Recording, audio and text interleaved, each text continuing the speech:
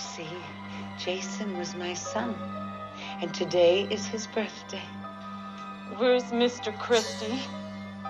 Oh, I couldn't let them open this place again. Could I?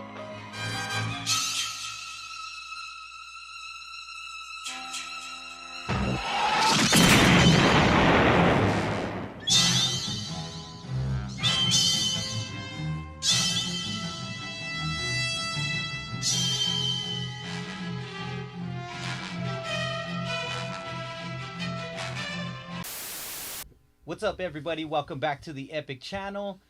Please do us a favor, like, subscribe, and hit that sweet bell notification so you can get all our current content.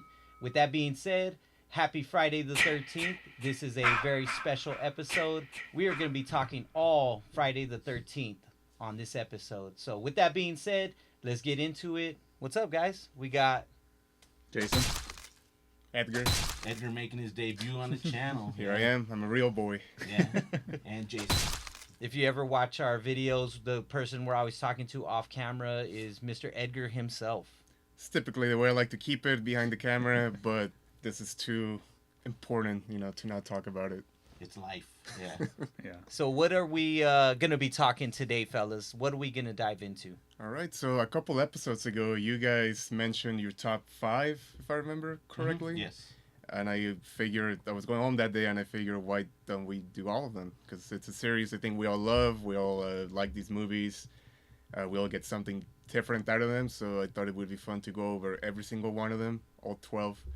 Talk about what we like about them, and then we'll give you our rankings, because I don't think anyone here has the same the same top 5 even. So no, I wouldn't think so. Yeah. Interesting to see who has taste. Very exciting. Yeah. So if you guys want to dive right into it, start with part 1. 1, 2, 3, 4, 5, 6, 7, 8, 9, 10, 11, 12. Friday the 13th. You may only see it once, but that will be enough. Friday the 13th. Rated R. Yeah, we'll go with 1. You got the Blu-ray right there. Yeah. All right, Blu-ray. Who wants to start it off? Who's jumping off? I'd say let's go with one of the Jasons. Yeah, everyone, part 1, it started it all, I guess, but to me it didn't. I don't feel like it did. I don't think I saw part 1 until probably after I saw like some of the other ones, because I would have been like 2 at the time. But it's fine. Yeah, it's fine. It's fine. One of my favorite kills, Kevin Bacon's in it. He gets an arrow through the neck. Spoiler alert. But if you haven't seen it, if you haven't seen the movie yet, 1980. Yeah, one of his first roles. It's fun. I just don't. The twist is kind of whatever. Mm-hmm. To me, it's kind of like really like that's what was going on. So, and I don't think I don't think you need it for the other movies. I guess for the lore, but whatever. I mean, that's my thing. I think for the time when it came out and everything is why the big twists and everything like that. But to go back, obviously, and watch them and know that that's not going to be the case, because there's 11 other movies after it. It's like, okay, it's not as exciting, but I bet seeing it in theaters that people you're not really expecting a twist anyway, because I don't think it sets it up in any way where you're like, oh, who could have. I mean, maybe a little bit, but you don't really have any expectation that it's anybody. Well, because they don't show the person until the end. So it's like you would have no idea that this person could be the killer. So it's kind of like, I don't know, to me it's kind of like, you kind of cheated and you just didn't even give anyone like a chance on it. To me it's kind of like that's cheating. Like we're going to have this person killing people and then show up like the last part of the movie. It's like, okay. I used to not like it as much either, but over the years, the more I watched it, it's a cool little slasher flick. I think if you remove it from what came after, Jason and all that stuff, because I don't think they had any idea it was going to go that direction either. It's a pretty decent little flick, I think. It's. I don't think Sean S. Cunningham is the most exciting filmmaker in the world, but it is a decent slasher, and I do like that kill a lot where the girl gets an axe to the face. I think it's one of the best things Tom Savini has ever done. And you're going to come see through this video that I'm a big fan of people getting blades to the face. So there's plenty of that. Oh, there's a lot of it throughout all the movies. Yeah, a lot of blades to the face. Yeah, I mean, I've been like into film, especially, and just like the kind of looking for little details like cinematography and the score and everything. I mean, Harry Manfredi's got, I think, a great score on the film. I like practical effects, which clearly CGI wasn't a thing still then, and the like the on foot style point of view and everything. That's always something that's, I think, more interesting, and not just following the person along, like the person running. More so it's focused on the killer, following their point of view along. I think that's something different I do like in that movie there. So yeah, that was a good point with the soundtrack. I didn't think about that. Yeah, definitely. Yep. Yeah, from the beginning, iconic music, and that's what would you hear those notes and you think this is Friday, this is Jason, he's around. Yeah, definitely. I mean, shout out to Betsy Palmer. Like, that was a really great performance. Like, for being only in the movie for a couple minutes, like, I don't know, I thought it was cool just how crazy and psychotic she turns, because she seems as this sweet like lady's helping this person out, and then she just turns into this psychopathic person. And so, but I think she did a pretty cool job in that movie. Yeah, for the script being a piece of shit. This is a quote from herself. Yeah, and it's coming from her, not me personally. I said, send me the script. He sent me the script. I read it, and I said, what a piece of shit. Anyway. Yeah, I feel like she did take the role on pretty heavy. One thing I was going to say, too, in what I was doing some research on, is that obviously, like, Halloween came out, so they wanted to make a movie based off of one of the events out of the year that they, kind of were following suit. And, of course, I think that was just a good opportunity for them to kind of capitalize off of that. So all you guys had good points. I mean, pretty much it was a good movie. I liked one. Obviously, we're big Tom Savini fans, too. So shout out to Tian. She's really big into Tom Savini. And, I mean, I guess at the end, if you want to say kind of the jump scare at the very end is kind of the the good defining moment of the movie. You're like, what is that all about? Yeah. And you don't know. You kind of go in, you leave the theater thinking like, what was that all about? Like, that was pretty scary, Yeah, and I don't think they even had plans that they were going to make a sequel. It was just like they just threw that in kind of at the end, I think. Yeah. The last jump scare. So, they went off Friday the 13th. They used that, the calendar event. Yep. Don't think they had plans for a sequel, but, when money he took the ad out before he even wrote the movie. He just picked the holiday, and he's like, we're going to make a movie, here it is. But they took the ad before anything else. He knew it was going to be a slasher. Yeah. And they hit it off. So. Cool. I'm sorry. No, you're good. I was going to say, what does this one rank on your list? That's what I was going to go with. Let's do the rankings going back now. to me? Yep. Yeah. I have it pretty low on my list, actually. I have it like number 9. Okay. All right. Yeah. This one is number 6 for me, so right down the middle. Okay. Yeah. I had a number 2. Because I think it's one of the memorable ones when I first started watching these movies. And I had it at number 3. Oh, okay. I remember you had it pretty high when you guys did it. And yeah, it's a good movie. It's a good one. And then a year later, part 2. The body count continues. 14, 15, 16, 17, 18, 19, 20, 21, 22, 23. Jeff? The day you count on for terror is not over. Friday the 13th, Part 2, rated R. All right, well, let's get into Part 2. I guess I'll start it off with Part 2. Went back, this is the one I recently watched, like the most recent out of all the movies for doing the research, because I hadn't watched it in a while. So it did move up a little bit on my list, and we'll get to that. But it was interesting. Yeah, it was decent. Some good kills. Story was fine. I don't know. They kind of fleshed out like the characters a little more on this one. They do, and it's Jason's first, big. Like, I know he doesn't have the hockey mask, but it's like his first time appearing as the main bad guy. Yeah, and they kind of do that. He must be living off the land type thing. I don't know. So I like that point, and I like how Ted was pretty smart. He stayed at the bar. And oh yeah, he lives. Go home. Right. Yeah, so he lives. So Ted. What a shock! I never caught that. Back. I was like, oh yeah, this dude never went back. So like Ted didn't die because he's kind of funny in there. So I was glad he didn't die. I know you mentioned the beginning before that you wonder how he found. I didn't realize Alice. it was in the same town. Like, so that was me being probably watching it when I was younger, not catching that part. But it's supposedly it's nearby, so he didn't have to drive over there. I don't think she moved. She should have, but I don't think she did. Yeah. That's why I think I ended up having a problem with. She went back there to deal with some stuff, even though she just went through that traumatic thing. I'm like, why are you still there? Then that's the part I was kind of like, like you're trying to deal with some stuff, but you're staying in the town, like right where you almost like died. So, so he didn't drive there like I thought originally. I'm like, what, this dude drive over there? But a plane ticket. Yeah, well, he bought a plane ticket. So it's actually nearby where Camp Crystal Lake is. So that was my fault on that one.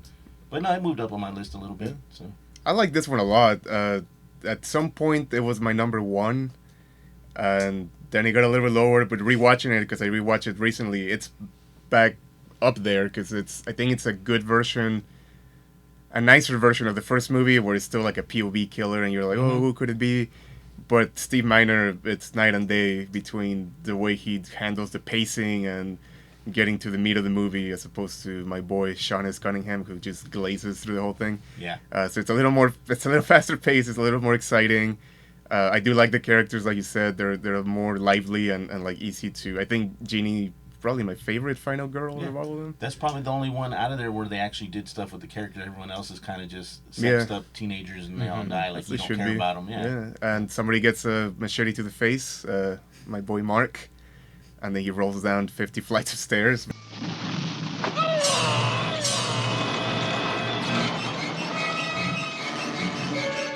Yeah. I think we can all agree that's probably the best kill in that movie. I'd say pretty much all of us, right? Yeah. Yeah. There were some good kills in that one, but that one's definitely the top one. Because he gets double whammied. It's like... Oh, and Crazy Ralph dies, so... Oh, yeah, Crazy Ralph dies. R.I.P. Crazy Ralph. R.I.P. Yeah. What about you? Yeah, I mean, I think I fell a little bit back on my list. I personally was kind of like... I felt like a little bit slower. Just for me, I was watching, I was kind of like... It felt like it was taking a little bit longer to really pick up the pace. I was even timing it to look at where it was at about 40 minutes, where I felt like it was actually really starting to kick into gear. So I think it was a little bit slower paced than the first one, I felt like, when I was watching it. But, I mean, yeah, the wheelchair kill is iconic. And then, I don't know. I kind of was contemplating, I was watching this, and they don't really, is Jason really actually dead or not? Because there's no really explanation. They just say that, like, he drowned, but there's never about his body being found. So it's like, did he maybe recover? Because, like, watching it, there's a shot where he gets kicked in the groin, and he actually like sells it. And I'm like, so if you're like dead, I mean, would you really feel that then? Like, or would you just be like, oh, like, no, I'm still going now. Yeah. That sort of thing. But he's not really a zombie at this point yet, but maybe just like some weird supernatural high durability being. I don't know. I still think he might have survived and they thought he was dead or something. I don't know, because he's kind of in this one, he even like cowers and stuff. It's kind of different, like, so I don't think he's not like the menacing, like, it's like the most human, that he's ever in. He's scary too. I think this is the scariest Jason that they ever did. He's almost like a disabled, like, man-child, that, like, but he's like scared too. Like, he's almost like a child, like, presence, I guess. I don't know. That's the way I took it. That's kind of why I didn't like it originally, because I'm like, this isn't Jason. But then now I watch it now and I appreciate it a little bit more. But sure, I don't know. We'll have to see. I don't think he's supposed to be dead in this one, though. I don't think. No. Because even in part 3, I don't think he's supposed to be dead. I don't think he is until 6, technically. Yeah, when he starts, he's zombie Jason then. But, yeah. Yeah, one theory I was checking out is that he actually wasn't dead from part 1 going into part 2, and that I know she was kind of dreaming or having like an episode in the hospital when he jumps out of the water into the boat. But the theory is that he was alive and he aged from 1 to 2, but then he kind of superhumanly aged, so that way he got bigger and was like a lot stronger and stuff. But I kind of lean towards the more theory like he is still alive. Yeah. That's the theory that I kind of follow. Probably what I will see it as too. Yeah, I think so. He's more like like the remake, like the 2009. Yeah, like he's living off the land type thing. Is the way I took it. But I could be wrong. I don't know. I guess. Yeah. Because even don't they mention it's a couple of years after the first movie, so the whole timeline is already kind of like. I think it's about 5 years after the first one. Yeah. But again, little Jason, like you said, I don't know if that's like just her imagination, or the power of the lake. Yeah, I think it's just something they added. They didn't really know where they were going to go with it, so they added it. So I think they kind of. Well, Tom Savini didn't come back for this one because guess he thought it was stupid Yeah. that they brought Jason back and he was the killer. So maybe he was onto something then. But Yeah, because now he's getting revenge for his mom dying. So it's like. So where does this one fall for you? This one falls still kind of low, but it did jump a little bit. 7. Okay, it's pretty good. This is almost the midway point. This is number 2 for me. Okay. I got an 8. Number 2. Number 2, Wow. yeah. He knows what's up. Yeah, it's a good one, and you like the first one too, and this is pretty similar to that. So it's just with that director, maybe that. First time he jumps through a window to get somebody, right? We were talking about that too. How many times he jumped through window windows? counter. Yeah. For anybody watching, if you want to do the counts for how many times Jason either jumps through a window or throws somebody through a window, that's a challenge for you guys. Take a shot every time. Yep. Yeah, I know he throws someone Tons through of the window. times. Well, yeah, a couple times, the memorable ones where he throws them right through the window. Yeah. Oh yeah, for sure. Yeah. And in this one too, like I said, I think he's scary, and there's that scene where they're in the room, and I think it's Jeannie that they're kind of like figuring out what's going on, and then she's like, I think there is somebody here with us, and you can't really see anything, and then out of the sudden he pops out of the corner. Mm-hmm. So this one has some good stuff going on there as far as not just like cash. I mean, it's cashing in, but it's also they put some effort into it. Yeah, like I said, they definitely fleshed out the characters, like we said before. A little bit more spooky, like jump scare stuff in there. So, good job on that one. I still just have it ranked lower just because it's not the Jason I'm used to.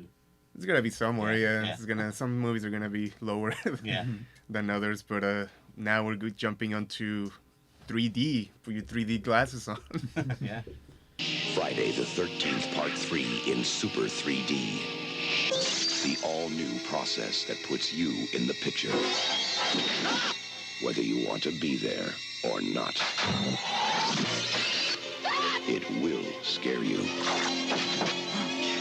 Count on it. Friday the 13th, Part 3 in Super 3D. Rated R. Friday the 13th, Part 3 opens Friday the 13th at selected theaters and drive-ins. All right, so Part 3 in 3D. It's a lot of movies decided to do, I guess, in 1983. You saw this, you said, on a special feature. This is my memory of it. Now, it's little me, little Jason at home. HBO. It was like the premiere for the movie.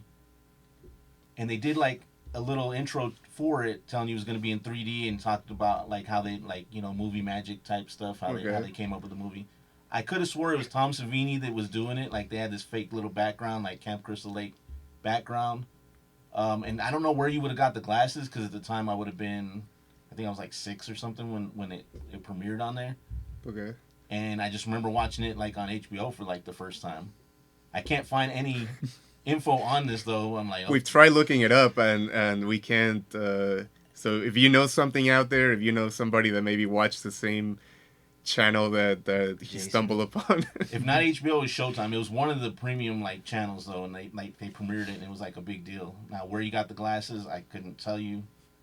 Please help support Yeah. theory. I don't think it's a Mandela effect because no one else I ever talked to about it like remembers that. But then I am, because a different age than Tom some people Savini didn't really have much to do with this one either. So I know he wasn't, and that's why you made me think now. But I'm like, I'm pretty sure it was him, like just kind of talking about it. I don't know. Well, any information, call make me feel better. Call about the shop. Yeah. Send comments below. But that being said, though, take the 3D element out of it. I won't even rank it. I'm just gonna say it's my favorite one. So you already know where I'm ranking it. It's number 1. So it's number 1. Yeah, it's ranked number 1. It's just my favorite one. It's probably because it's the first one I remember seeing, and then I remember him getting his mask. And I don't know, it was just kind of different to me, 6, 7-year-old me watching that stuff. I shouldn't have been watching it, but I was able to watch that stuff when I was younger. Thanks, Mom. But no, it was cool. I liked it. It wasn't really scary to me. It was just kind of, I liked the effects and like just how he looked because he was big and like menacing. He moved around slow, but he was still like a big presence. Like he would just kill someone and just kind of look and then just kind of lumber off to the next person. I think it was Richard Brooker. Yeah, I remember when we looked it up. Yeah. So I just liked how he looked, and he got the mask for the first time.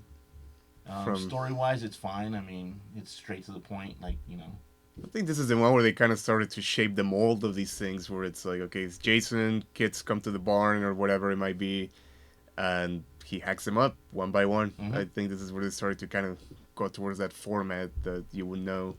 Yeah. And he does get the mask from my favorite character in the series, Shelly. I was gonna wait for you to mention that because I know you do not like Shelly. Shelly, oh you did boy. Get the mask from Shelly. Lord.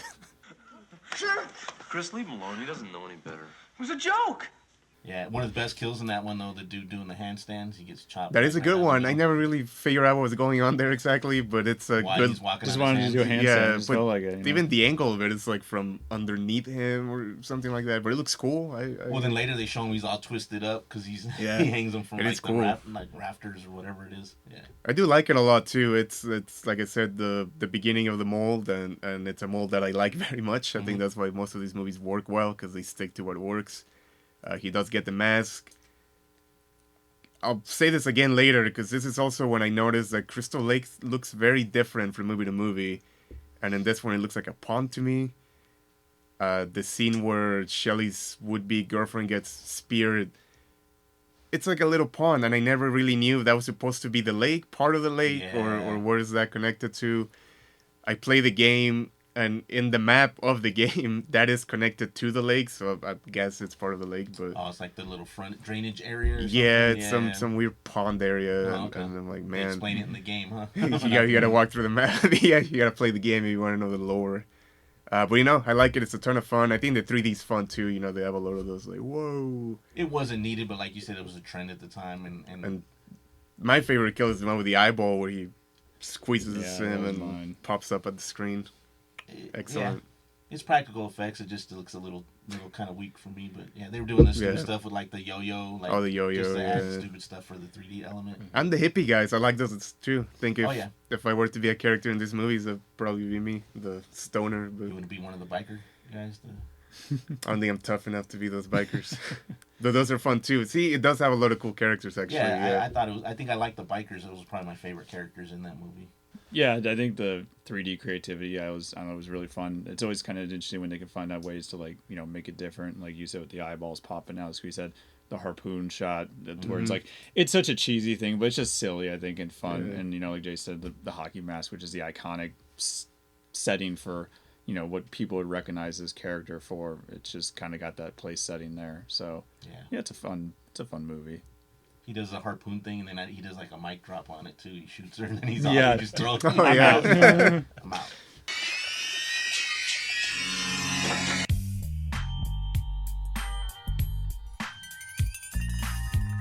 Yeah, so here's a question for you guys. Do you think Jason gave that guy the eyeball? The one where he's like telling them, he's like warning them about the Crystal Lake. That's another theory, is that did he know Jason, and did Jason give him that eyeball? You're talking about the wannabe like Crazy Ralph guy. Yeah, in the street when they're driving up in the van and stuff, and then they pull over and they talk to him. It's the wannabe Crazy Ralph. Yeah. Say because it wouldn't be Crazy Ralph. No, it's in the very beginning. Yeah. So that's a theory, is that he knew Jason, and that he was telling them. Yeah, because they don't kill him. Nope. Yeah, could be. Yeah, and where did he get that eyeball from? You know what I mean? Mm-hmm. And I know this movie has something you like, the disco theme. The boogie banger, man.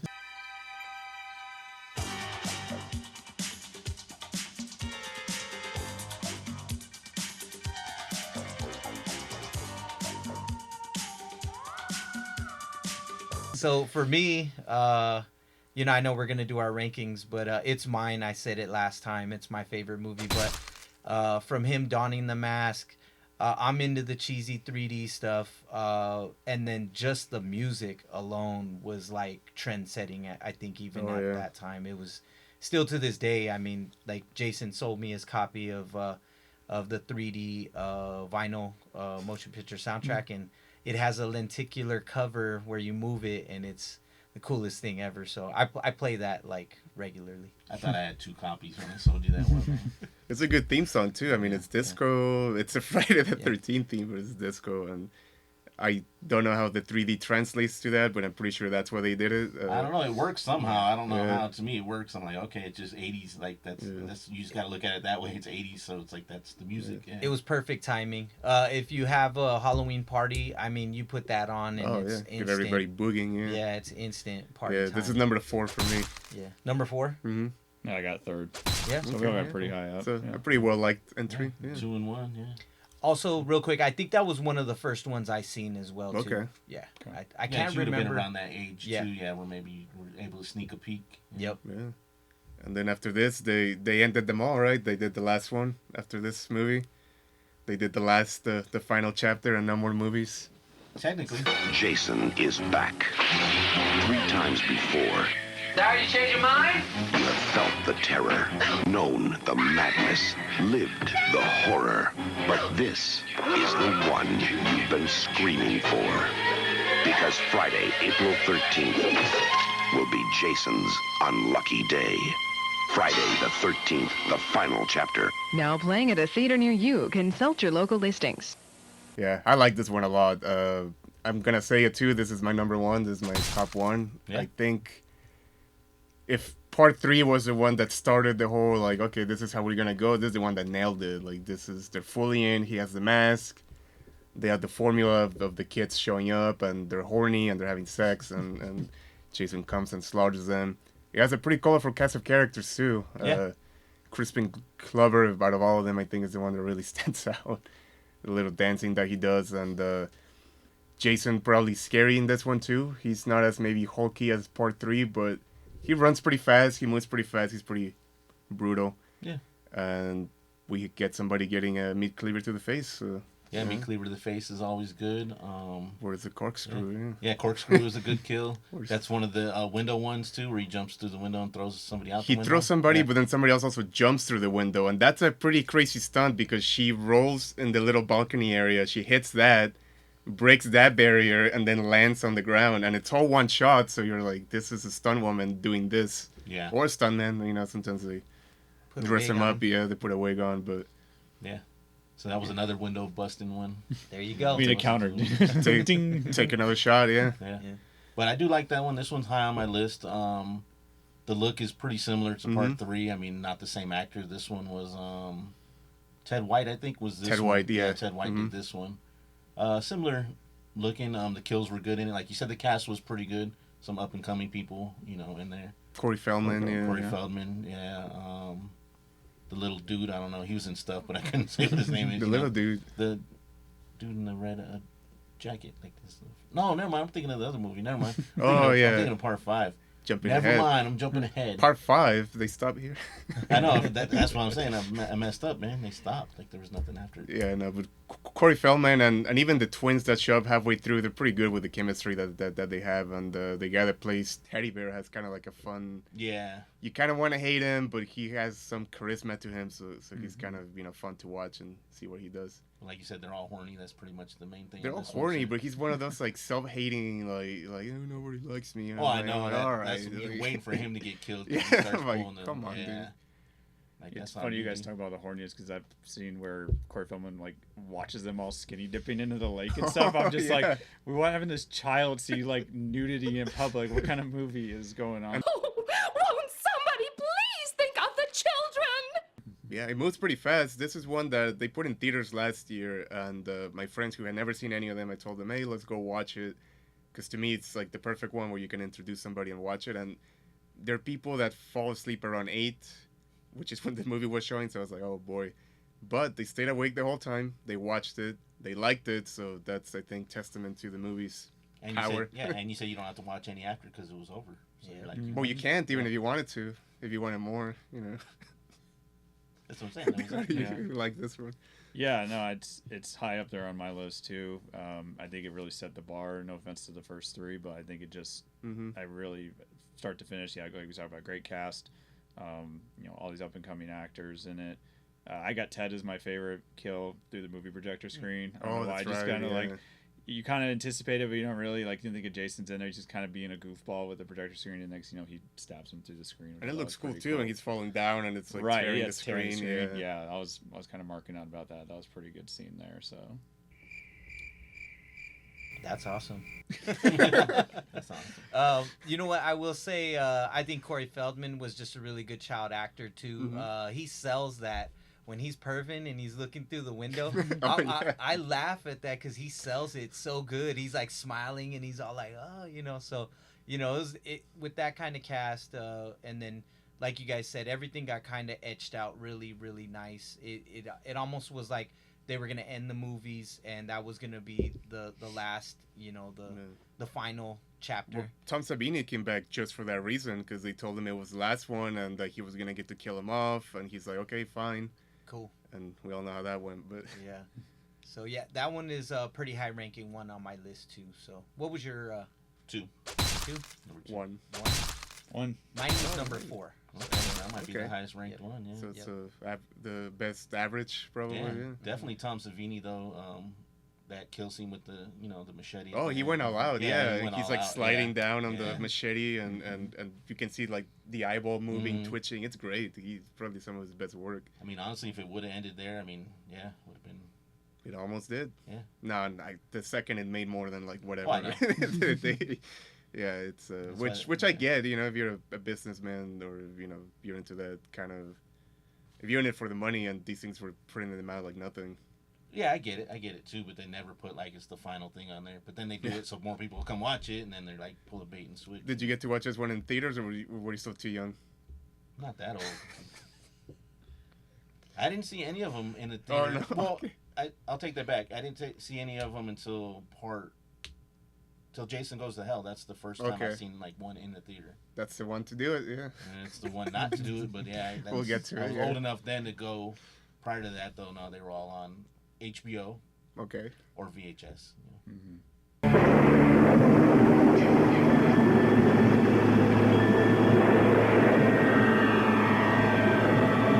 If the memory of Jason still haunts you, you're not alone.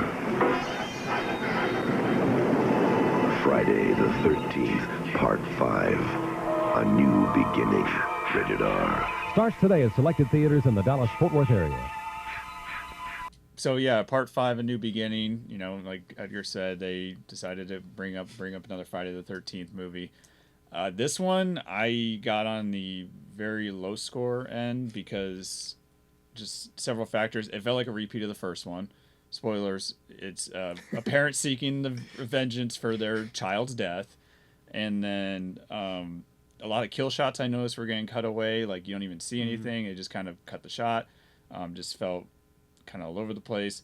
There's also a scene where like the person driving the tractor hits Jason and he like bounces off, or Jason, he like bounces off of him or whatever. Like the tractor just really silly, like 20 feet away. And I'm like, I don't think somebody would just bounce off like a rubber band, but that kind of set it off there. So yeah, I wasn't really that big a fan of this one. I love this one. This is up there for me. I'm a big fan of sleaze. I like sleazy movies. You know, stuff like Vice Squad, Dead Wish 2 specifically.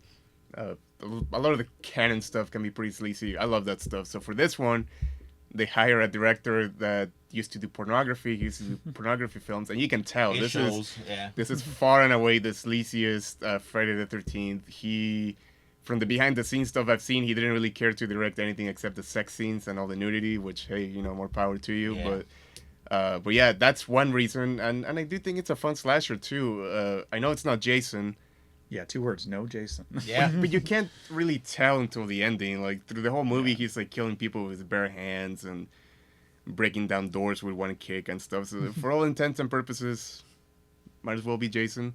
And even Roy, I think it's kind of he's not really a character, but because there's that shot at the beginning where he's picking up the body and he's like staring off into the camera like all crazy, and I was like, oh, who could that be? But yeah, I know.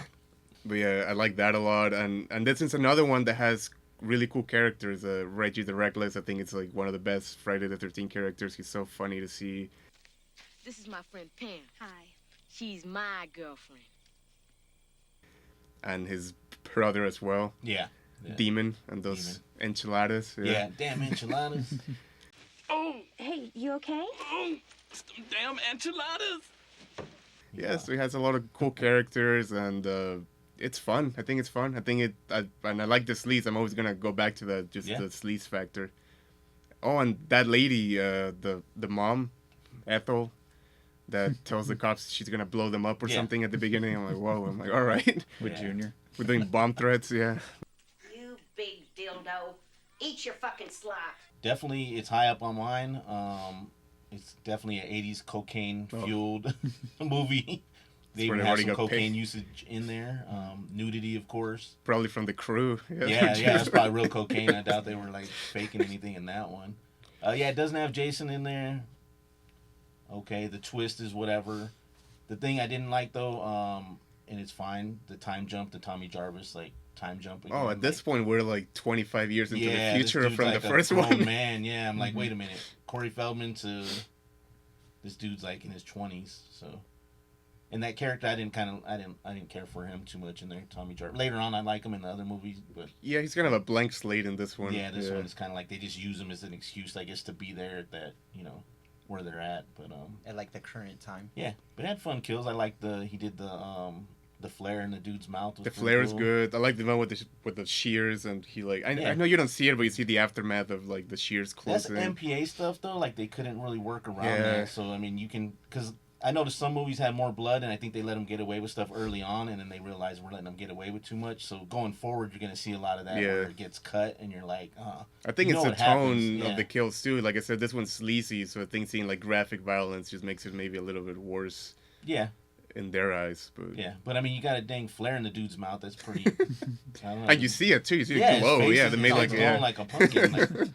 But then they can't show blood, I guess. But you can show a dude's head, like pretty much. And it's the two like creaser guys. Yeah, they're like 50s throwback dudes, but in the 80s. Yeah. They're like out of a time machine or something. They stumble upon the wrong movie.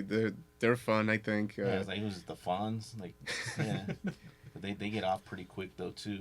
A lot of kill fodder for sure in it. So. Yeah, it's quickly paced. I don't think they rushed. I mean, they rushed through it, but not in any sense where I'm like, oh, what are they doing? And then real quick, the end spoiler alert. They kind of set it up to where Tommy Jarvis is supposed to be like the next Jason, next killer, and it didn't happen. We got that later on in Halloween one. Oh yeah, we'll get to those one of these days. Yeah. Did you like that one though? You like? Yeah, it was up on my rankings again. Okay. I like that they brought back Corey Feldman, and then I was let down when they quickly went away. Took him out of the movie, so it was good. I mean, I didn't expect much from it because I didn't really know what. And another thing is, now that I think about it, I don't even think I watched them in succession anyways. So I think when I was watching them, it was like its specific own kind of movie. Yeah. So yeah, 5 was cool. Again, being young back then, and you get to see that kind of like explicit material. I was like, oh, this is cool. Yeah. This is number 3 for me. Actually, it's 3 on mine as well. Yeah, 5 on mine. 10. All right, wow. Okay, we're getting not a fan. No. Thumbs down from Jason. No. Rolling my boy, let down. Yeah. He's a signature I would like to get, but he's not alive anymore, is he? Most of those guys are dying off. I don't know which ones are still alive, unfortunately. Yeah, because there were some I would have liked to get too, but. Now you have to buy, from somebody that already has them all. Like and I think part of the allure for me of autograph is being there myself and getting it. Experience for sure. Getting to talk to them because I can buy it online, but at least to me. Yeah, that's why I got Kane Hodder. I'm like, that's the only one I'm probably ever gonna get. So I'll get him, but we'll get to him coming up soon. We will. First, we gotta get to the next one, part 6. They thought the nightmare was dead and buried. They were wrong. Jason lives. Happy Friday the 13th. Friday the 13th, part 6. Jason lives. Starts August 1st at a Famous Players and other theaters near you. Check local listings. All right, so part 6. Jason Lives. This one isn't a high ranking one on mine. This is the one I kind of watched some of the least amounts. You got Jarvis coming back. You have, for me, I think it was like a little bit slower. This is one of the ones that I just didn't really get too interested in. They didn't sell me on it, and it don't really stick out to me, so I don't really have much to say. Really? I mean, it wasn't. All the ones that we talked of before are like all kind of my favorites. Yeah. I think this is when it started kind of nosediving for me, where I think I would watch them, but they weren't as exciting, and it wasn't like, anything. Yeah, I mean, I felt like it was kind of just okay. I got a very mid, like in terms of my rankings. It's just fine. I mean, the ending kind of final battle fight's pretty fun with the fire and the boat and everything like that.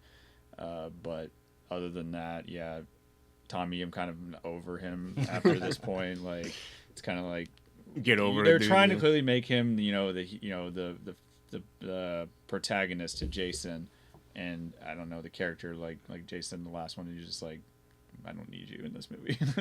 Yeah, you killed him once, leave him alone. Like, give somebody else a chance. Mm-hmm. Yeah, not high up there for me either. I used to like it a lot the first time I saw it, but over the years my taste changes, and the comedy stuff doesn't really play well with me like at all. And I do like how it looks a lot though. There's a lot of like fog and mist, and it almost looks like a Universal monster movie in some bits. So it looks cool. Has some cool cinematography going on, but it's too like self-referential. I think it's trying too hard to be like oh, isn't this silly? Yeah, definitely they were shifting it at this point. Like they had a little shift in what they were doing. Yeah. First kind of zombie Jason, I guess, too. First time it's a zombie. First time you're getting the zombie Jason. Yeah, definitely. The look I never really cared for.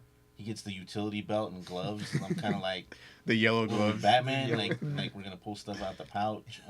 Jason the Toolman Taylor. Just weird stuff when they're out there doing the paintball and like they're just walking, and I guess he comes out of a tree. He just kind of lands and then decapitates all three of those people. But I'm like, where was he? Like.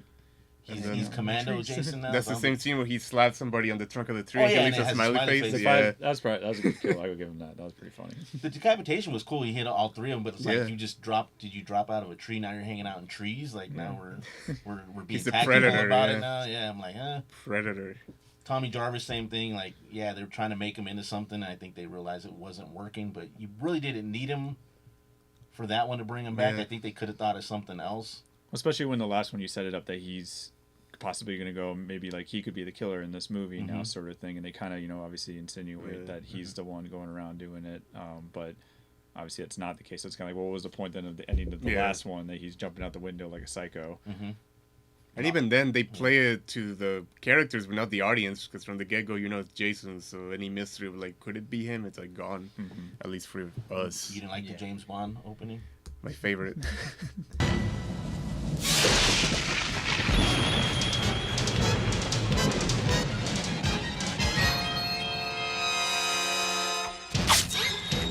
I even forgot about that. Yeah, it's like it didn't fit in with any of the other ones, so right off the bat you knew it was going to be a little different. It wasn't going to be as serious. This one is pretty well loved though, from what I saw online. It's in a lot of people's like top 3 even, but it's just not for me. I like it more. I don't know, a classic slasher, I guess. It's fine. It's in the middle of the pack. It's just that's the issues I kind of have with it. That's a pretty good Alice Cooper song though, the one at the end credits. Yeah. You're with your baby and you're parked alone.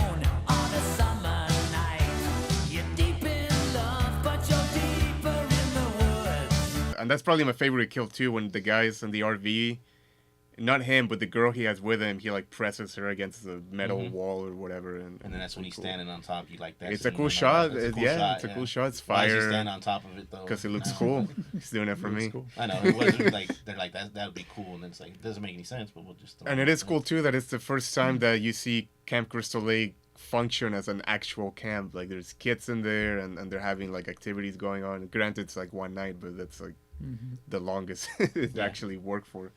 Yeah. Did they make it like in the early ones, like it was kind of abandoned for a while? Like people weren't going there, so it kind of like is like a resurgence. Right? Oh, every one it's always like even starting from part 2, right? Like it's they're doing it across the. Part 1 and part 2 are them trying to opening up a camp, but part 3 is just some barn that these kids have. And yeah, they're not. Part 4 it's also just some kids renting out an Airbnb or something. Well, not an Airbnb, but renting a cabin in the woods. Part 5 it's like some rehabilitation center. All within the same lake. Yeah, I don't know how big. Well, he can't travel that far. He doesn't drive like Michael Myers. But it must be a huge lake for all these properties to not be near. Lakeside property. Yeah. And this one looks like a lake. We didn't talk about it, but part 5, you don't even see the lake in that one, do you? No, there's definitely no lake. There's no water. Yeah, they're like that was more like a campground, but like not near. Yeah, lake, because part 1 you see it. Part 2 is still kind of lake-ish. Part 3 looks like a pond. Yeah. Part 4 it's more like a river. Part 5 you don't see it. Well, 5 because it wasn't Jason, so he didn't have to be. He had to be near the lake, but they are in Crystal Lake because the mayor shows up. They are because they catch the kids or whatever that they were out. This dude shows up in a suit and he's like, "I'm the mayor of Crystal Lake, and if you don't arrest this guy, you're gonna have your job." I'm like, "Wow." Like, how are you the mayor? It's called Camp Crystal Lake. No, it's not a town. Yeah, that's a funny bit from part 5 that I've always liked, that the mayor shows up and it's like telling the sheriff to get it together. Yeah, and also remember he was supposed to be cremated too, and then they kind of just blow that off to the side too. Oh, that's right. Yeah, because like, even the cop says like he was. Yeah, and then they just like, oh, we messed that one up when we were writing, so we just blow past that. Well, Nobody cares. Apparently he wasn't. Okay, cool. Nobody's gonna question it. Yeah, no one's gonna question it. Because in part 6, he's in the coffin, right? So he comes back with all the maggots. And that gravekeeper, for the longest time, I thought it was Dick Miller, but it's not. It's not. But it looks like him. The one that talks into the camera. Does he? Yeah. Oh, yeah. Man. Breaks fourth wall. He does. Breaks fourth wall. Let me lower him the ranking real quick. Yeah, we're doing some stuff. That's what I'm saying. Right off the bat, you knew what kind of movie it was going to be. Yeah, because I forget what he even says. He says something to the camera. Do you remember what he says? Some folks have a strange idea of entertainment. I can't remember. Not to put you on the spot, but I'm like... Yeah. I just watched 12 of these movies in the last week. Yeah, because this one I have it at number 8, so it's down there. Okay, I'm number 6, so I'm right in the middle. Yeah, it's still fun and I watch it, but it's not one of my favorites. I think it just kind of fell in the middle for me too. I don't think it was like when I went, I'm like, oh, this is 6. I think it just kind of just the nature I went of from lists. the better to the worst, and then like that was just right in the middle. So. Where's this one on yours? It's 9 on mine. Yeah, I had it 7. Yeah, nothing memorable. Even the kills, I was kind of like, I'm struggling to find the best kill in this movie. And then the smiley face thing, I was like, I guess I'll call that one there. So I was like, well, originally, even for the kills, they were talking about those people being like survivalist people, and he was gonna get some Uzis off of them. They and were he was gonna mow people down. Yeah, that was in the. Jason was gonna have some Uzis, dude, and mow people down. And then they changed it to paintball. They need to bring that back. Jason in the hood. Yeah. Oh, I'm surprised they never did that. Yeah, because I do like the kill where he folds the sheriff in half like a sandwich. Yeah, that's pretty cool. And you hear the crunch. It's not really. It's probably the least violent one too. There's not a lot of on-screen. Well, as I said, by then they stopped. I mean, he decapitates him, but you don't see blood fly everywhere. But yeah, MPA, dude. They ruined a lot of good movies. 90s. They for sure ruined the next one that we're gonna talk about. They did a lot of harm to it. There was a lot edited out of that one. The next one, The New Blood. Friday, May 13th.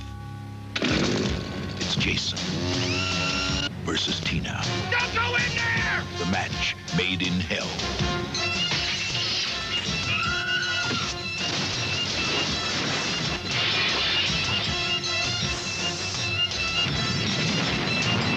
There goes the neighborhood. Friday the 13th, Part 7. The New Blood. Rated R. Starts Friday, May 13th at a theater near you. All right, moving forward with the list, we come to Friday the 13th, Part 7.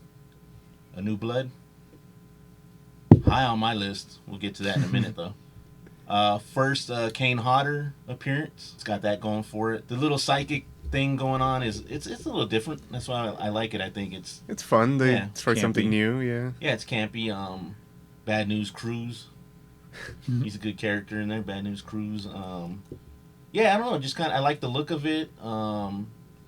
He's more zombified in this one, so now it's he's his more best just like look, I think. Yeah, it is my favorite of his looks. Yeah, just the spine exposure and all like the even the bones action figure that NECA did. It's one of the Mhm. best things they've ever done too, and it's because they had a good mold to replicate. So it definitely makes sense. I mean, he was in the water, so his flesh would be coming off. So I do like the look of that. I don't know. He just seems pissed off for some reason. I don't know what it is. Like, cause I think because he got out of the lake. I guess chilling in water. How he came out of the lake, I always had a problem with that. Oh, she's like mad at her dad She's or mad whatever. at her dad, and it makes him wake up somehow. So I was like, okay, but it has good kill scenes in it. We always talk about the kill scenes. It does have good. They could be better kill scenes if they didn't cut them. Kind of like what we were talking about with the MPAA. Yeah. A lot of them are off screen, but the kills are still good in concept, and the deleted stuff is on the Blu-ray behind a hazy VHS scan, but Yeah, this it's fast paced. You know, they do a little bit. You care about a few of the characters. Yeah. Not too much. You know, you always have to have the bad guy, Bad News Cruz. He has other intentions than what he says. Well, one of my favorite characters is my girl. What's her name? Melissa. The bully. Yeah, Melissa. Yeah. And then you want to talk about.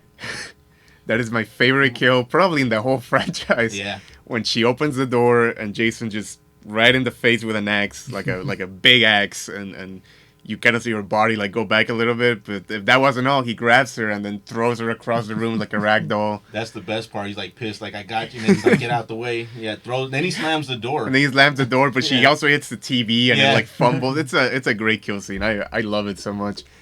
Yeah, you can't see the makeup. I don't care. The impact's still there, and you know it's there because you hear it. Like it sounds good. It's like thump, and then it's like get out the way. R.I.P. Melissa.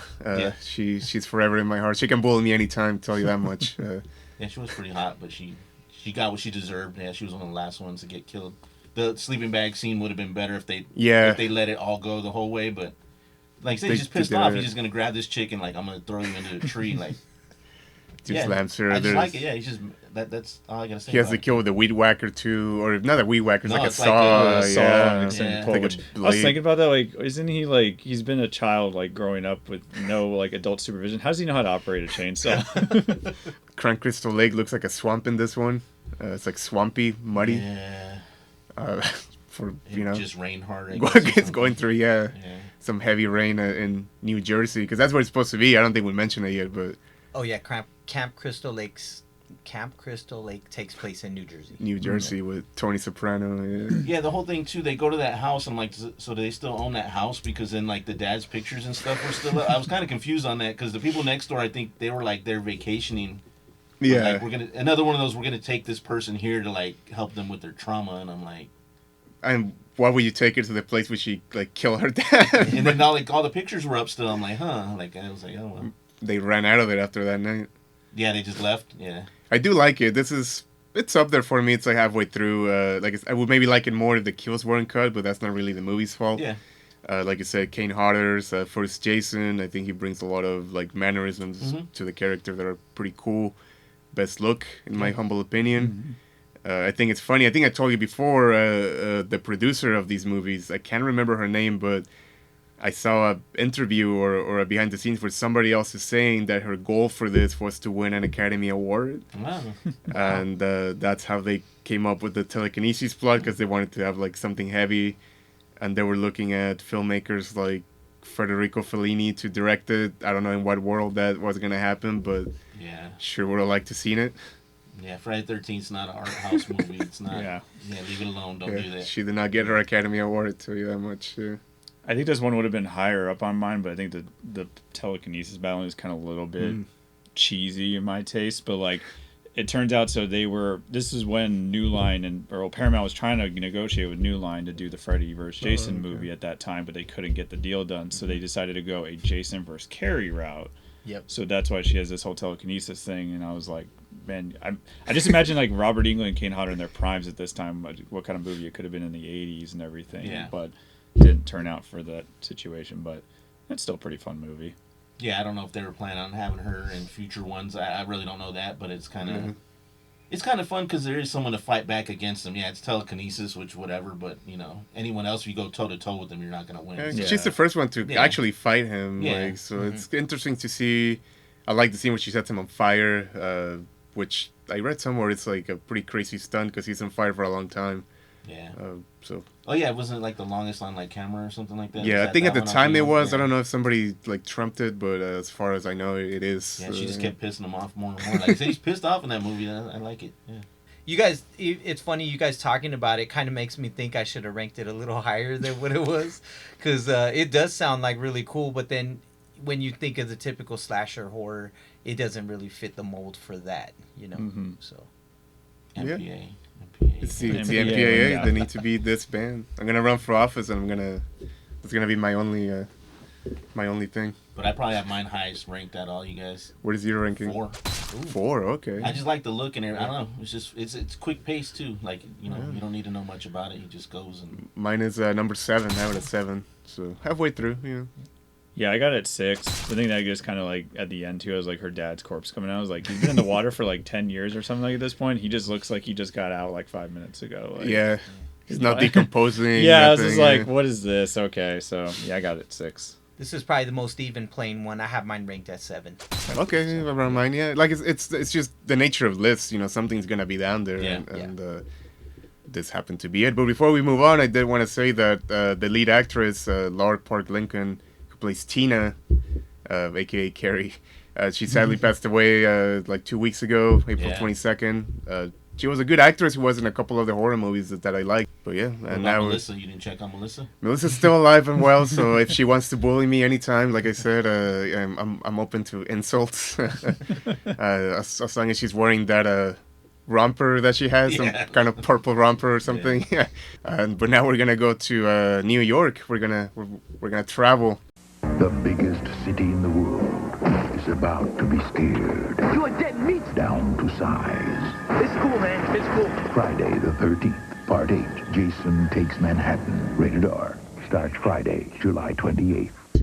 All right, so now we're jumping into Jason Takes Manhattan, or like Daniel likes to call it, Jason Goes to New York. So this was automatically number 1 for me because it has 89 Batman advertised on Times Square. Just saying. I'm just kidding. But it is. It's in the background. I was like, oh my god, it said 89 when it came out. It's like 89 Batman symbol in the background of Times Square. No, it's very, very low ranked. I guess you call it low or high, whichever. The bad end. So it doesn't make. I get where they were trying to go with it, but like we were joking earlier, it's like this is more like Jason at sea, because he's in New York for like 30 minutes maybe of the movie or so. In Canada. He's in Vancouver. Yeah, he's in Vancouver for more than anything. But I think the only scene they shot in New York was the one in Times Square. Probably just that pan shot. Yeah, they probably came down with the camera filmed it. And they realized how much it cost, and they're like, actually, we're gonna go back to the boat. Back to the boat. Yeah. I gotta put my Defender pants on because I kind of like this one. Go ahead, let's hear it. It's lower end just because again something's gonna be down there. But I do like it. I think it's fun. Yeah, he's not in New York for most of the movie, but even the stuff in the boat's kind of funny. You know, he gets a couple good kills. He kills that girl with a guitar. That's probably my favorite kill of that movie. Yeah. He kills the guy with a guitar. There's a film major guy, and I'm a film major, so is he. So hey, someone to relate to, somebody put your face on. The doctor kind of reminds me of. No, he's not a doctor. He's a professor. He's professor. Yeah. He kind of reminds me of some weird Dracula character. I don't know. He probably did play Dracula. He looks like he could play Dracula. Or something, yeah. And when they get to New York, it's fun. Like, yeah, they're not that long in it, but I like the scenes in the diner, the subway. They play around with it. It gets ridiculous with the toxic waste. They have barrels of toxic waste in the alley, in the alleyway. That's my favorite kill when he flips him over and he dunks him. Like the head punch off, right? Falls into the dumpster like a basketball. That was a good one too. Though.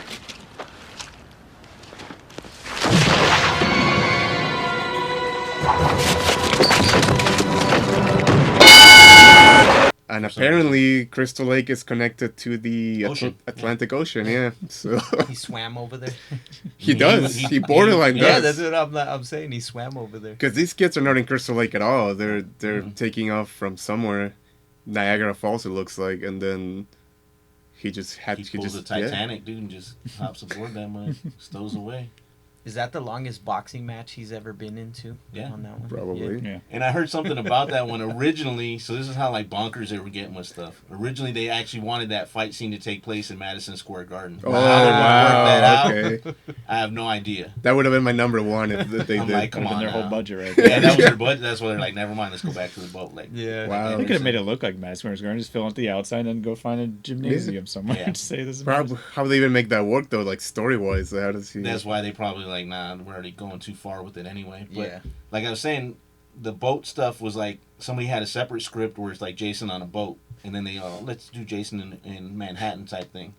Well, the budget was going to be too high, so then they used a lot of the boat script and kind of just combined it with the Jason Takes Manhattan script. So that's why you only get the 10 minutes or whatever he's in. Which that's not even what bothers me about it. It's just the whole thing. I just don't like it. Like you said, it's connected. The lake's connected to the ocean. Fresh water. They bring him back by electricity again. He gets a new mask. The new mask is just hanging there. Yeah, like let's get a new mask. I do like the way he looks all wet and stuff, but it's definitely a departure from the last one. Yeah.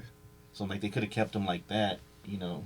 Yeah, because all his clothes are like fine now. The electricity fixed them. I don't know. And But like you said, the toxic waste is kind of dumb. It's just like all over. Like you can just easily. Man, my sister, she's not into horror that much, but we watch these because I make her watch all kinds of stuff. She hated that stuff. Like the second they said like, oh, it floats every night at midnight, she could not have rolled her eyes farther back. Yeah. The whole he's afraid of water now thing, like that's I think where that must have started at. Yeah, oh, that's right. Yeah, because he's all He's a little baby all of a sudden. It's a little like, baby Jason. What's going on here? Yeah. Yet all these other movies, he's swimming in water like it's no big deal, and then all of a sudden, like, oh, I don't like water now. Yeah, because they use it later on in the movie. We'll talk. Like about it made of course. sense if you guys kept up with it, because that's the whole point. Is he died in the water. But Yeah. This one's a good song too, though. At the beginning,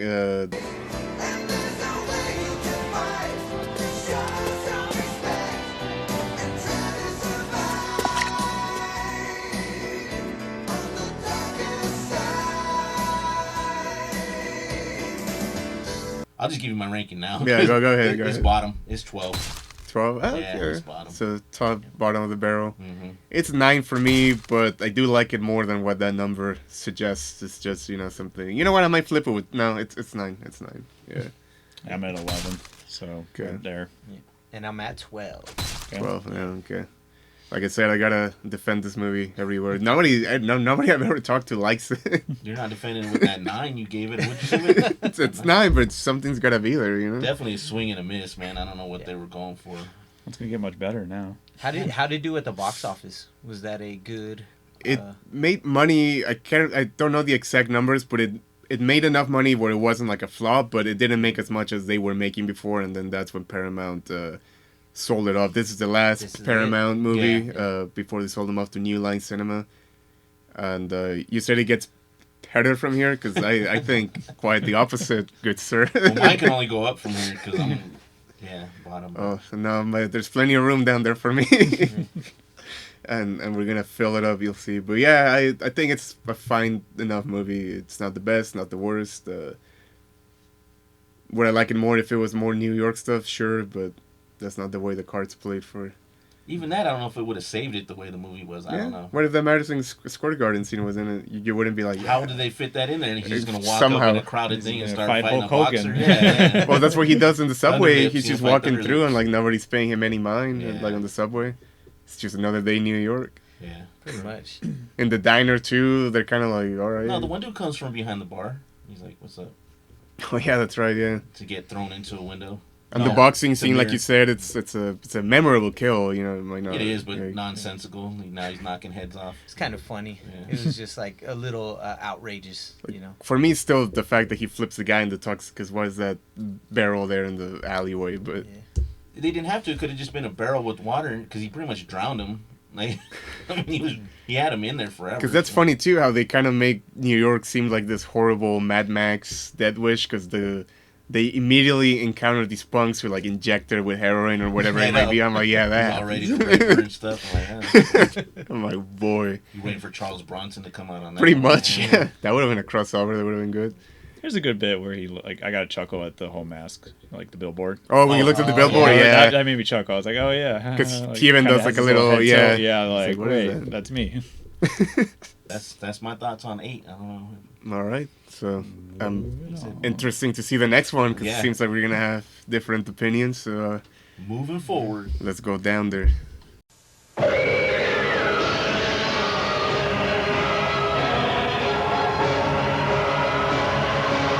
Jason Goes to Hell, the final Friday. Rated R. Starts Friday, August 13th at a theater near you. All right, now we're getting into the bottom half, I guess you would say. Bottom third. Dude. So like I said, this is the first one I did see at the movie theater. I don't remember how old I was. I know I was a teenager. Yeah. Went with some friends. Definitely weren't expecting what we saw. Were you like excited for it? Yeah. Yeah, because by then I was watching. I'd watched probably all the other ones. Yeah, it just looked interesting. I don't know. We were going to watch something. Started off cool, and then just went downhill from there. I'm not sure what they were going for on it. Because again, if this movie was successful, I don't know what they were doing moving forward. If even the way it starts though, he gets like a sting by the FBI. That's what I'm saying. It starts off though like you don't know what's going on. This chick's running. Then they set him up, which I thought that was stupid. And then how they kill him, I thought was dumb too. It's like, yeah, we're just gonna blow this guy up now. I thought it was one of those like, oh, this is actually a movie that they were making about Jason yeah. Voorhees. That's kind of how I got that vibe because it seems so they were on like a set or something. The girl just being the cliche like by herself, and he's stalking her, and then the lights all came on. I thought, oh, this is a movie set, and then all the guys with rifles like, oh no, it's not. What's happening? Yeah, let's rappel out of the trees. Put your hands behind your back, Jason. Yeah, you're going down. Just the whole like possession thing. It was just kind of weird to me. I don't know. He's suddenly this magical being that can transfer from body to body. Yeah, this. And they start bringing in some of Edgar's favorite Necronomicon stuff. Yeah, man. He's a deadite. He's a deadite now. I like Evil Dead, but like, what are we doing putting this in Friday the 13th? And I'm gonna talk a lot of crap about it, and it's my least favorite. I'm just gonna say it. It's number 12. It's down there, but it is kind of fun. Yeah. I think if it didn't have anything to do with Jason, it didn't have anything to do with Friday, it would be a fun, weird, kind of like that movie, The Hidden, with the comic. It's kind of the same concept. Yeah.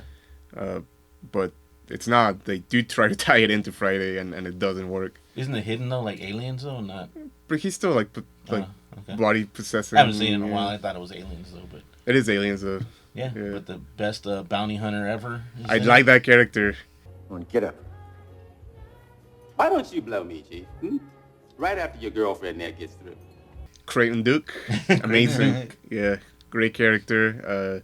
Any character that shows up in a movie like this wearing that kind of hat, it's instantly a favorite of mine. So, and he's weird, like that scene where he's trying to get information from the guy in jail.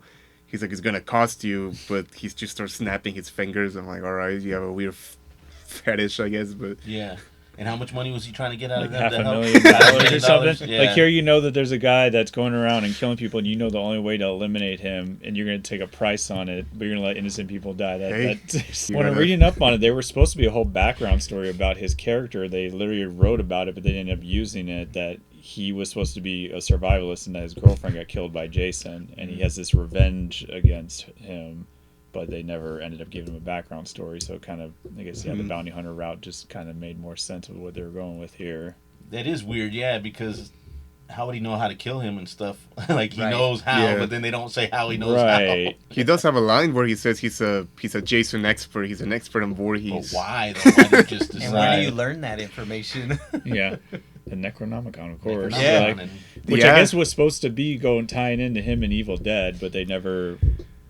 And it's the actual Necronomicon too. It's a book. It's not even like implied. Like it's straight up the face on the cover and the dagger. Yeah. So it's the actual from the movie. They did make the crossover the comic books of Army of Darkness and Jason, so that did come to fruition. It was like Jason and Freddy and Ash. And then Ash, and it's the most violent out of all of them, I think, too. It is. So it had some fun kills for sure. The look is weird again on this one. Like, was it the toxic waste? Your favorite look. But then even that one, they don't explain. Okay, they don't do anything from the last movie. He got killed in the toxic waste, and then all of a sudden he's just alive with that weird. He took another boat brain back. head, but they don't even try to like explain how he came back. I think there's like a timeline thing. It's kind of like the Halloween movies. Like you have to skip. Like it's actually from like 2 or 3. There's something like I remember seeing a whole chart and it's like, oh no, this actually comes down here and is after this one. I can't remember on top of my head. So it's like it wasn't actually supposed to be a continuation of the last one, especially because it's the first one by New Line. Okay. I think they were just kind of go their own route and just kind of start things over. Maybe have a little backstory at the beginning and not just we're chasing this guy down. He's a killer. Because even if you follow the timeline one after the other, we're what now in the 2000s? If you follow like a straight up line, if you would have straight even though this was 90s, but you're right, like 91. The time jumps are kind of it's bizarre to me. Cool characters again. I think so. The people that worked at the diner are pretty fun. Leslie Jordan is one of them. Yeah, they do someone's related to Pookie him type thing. I think she calls him Pookie. The manager had a good death scene, or like inverted face that he like just punched or whatever, or elbowed or whatever it was, and her face just went inward. Like, and she kind of had this little, it was very like Tim Burton-ish looking kind of funny face. I like the kill at the beginning where he kills one of the coroners, just like talking a bunch of crap, and he like slams him on a table with little holes, and then his face comes through it, kind of like Jello. It's gross. I don't like looking at it. Yeah. I also never explained why like their bodies melt. after he leaves them. They just suddenly like decompose or whatever, and it's like, what? There's no explanation about that. Probably because they melt in Evil Dead and they were trying to do the whole like Deadite thing, The Deadite thing. which just makes me roll my eyes even more. But yeah, it's not. I don't. As a Friday movie, I don't really like it. It's number 12, like I said. Yeah. As some weird slasher, yeah, I have fun with it. I'll rewatch it here and there. They do have a tent sex scene in that one too. They do. Yeah. She gets it through the chest. Oh, that is. You know what? I changed my kill. I like that one more because he like slices her and It's then like half her body. Yeah, that's right. Yeah. Yeah. You know what? Yeah, that was a favorite kill from that movie. I just remember that one. I'm like, damn, it's pretty good. I don't know who did the special effects on that one, but that was. Yeah, me neither. But it's a good one. Still didn't save the movie, but it was a good kill for sure. Yeah, this is number 12 as well. It was. Yeah. No. And even the main girl is like related to him or something. They mentioned, it's like his nephew, her niece, his niece. It's his his niece is the mom's sister, is his sister, and like only a Voorhees can kill a Voorhees. I'm like, all right. Number 11. Number 11. Oh, okay. Same. All right. I can't go. I already gave my number 12. What did you give it to? I forgot. The last one. Oh, yeah. Short memory span. Boom, 11. Yeah, we had them both ranked the same. I was 11 as well. 11. Yeah, bottom of the barrel for me. Yeah, disappointment. Only gets better. It can only go up. Well, actually, it will on my list. It can for me. Yeah, I was like, everybody's list, it only can go up now, right? And they do have the ending with the glove, setting up. Oh, that was at the end, right? Yeah. Yeah. So that was the perfect segue, where they introduced the glove, and then it's like a period of like 2+ years before they made the. No, the Freddy vs. Jason 91. 14 years. Okay, Yeah. I knew it was a 94? long time. I think it was. I have it right 92, here. 93. Oh, okay. Because Freddy Jason was 2003. 93, yeah. So it was a big. Okay, It was a so big. 10 They years, had plans. about They a definitely decade. were trying to set stuff up. It seems like with the Deadite stuff, like you said, the Evil Dead stuff. They just couldn't work something out, and just money gets involved, and you get all these, Because at this rights point and stuff. they owned both franchises, so rights wasn't really an issue. They just couldn't get it, as far as script goes. Yeah, script. But it's not like they're putting out the best script, so I don't buy that. You could have whipped up something. They wanted the best. Jason back without really saying anything. They wanted the best of the best. Yeah, they wanted some screenwriting. Oscars. Yeah, they wanted another Oscar after Part 7. Yeah. So. But now we're gonna launch it up into space. Yeah, we're going into space, blasting off. 400 years in the future. He's here. That's Jason Voorhees. Evil It's okay, he just wanted his machete back. gets an upgrade. He's been modified. You guys might want to run. Jason X rated R coming soon. All right, yeah. So we're gonna jump into Jason X. Jason goes to space, basically. Yeah, I mean, the concept was, you can tell they're just trying to go with, jumping on like the Leprechaun series silliness and just, see what we can do. I do kind of like the Super Shredder Jason concept. That was kind of funny and just different. The David Cronenberg cameo, I don't know if anybody catches at the beginning of the movie. My boy. Yeah, Dr. Wimmer there, so that was pretty cool. Kills are pretty cool, and they're getting a little bit more violent because I'm sure they're getting a lot more leeway when it comes to movies and theaters now.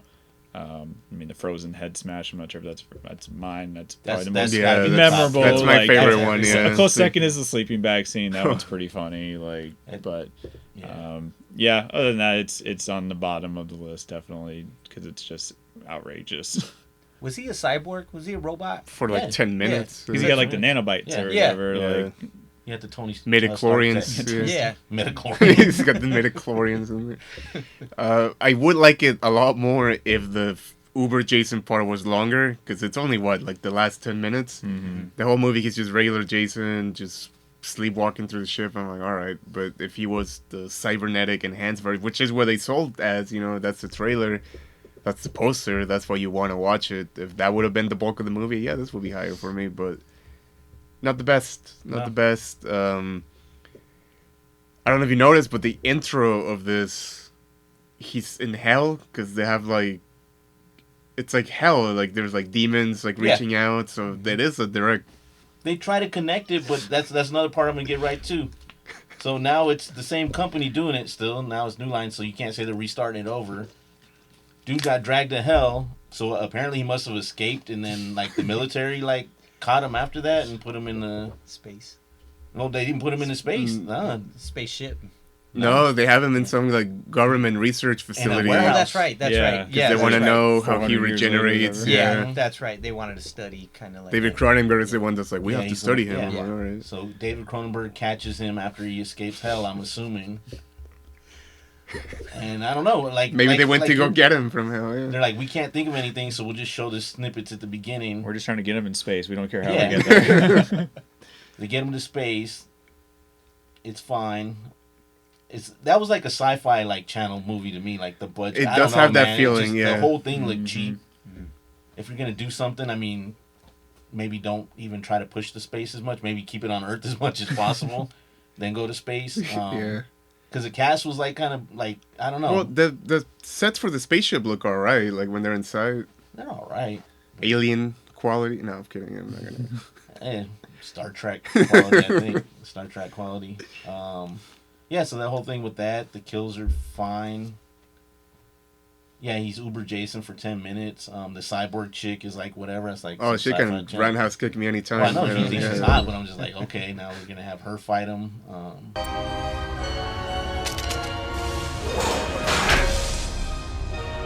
You guys might want to run.